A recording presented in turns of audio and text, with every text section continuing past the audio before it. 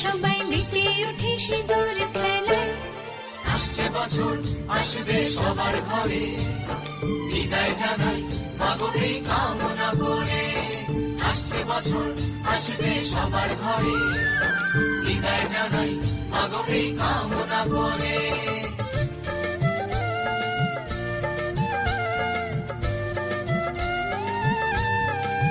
ভিখারি শিবের ঘরে মা বুঝে ফিরলো এবার, ষষ্ঠীতে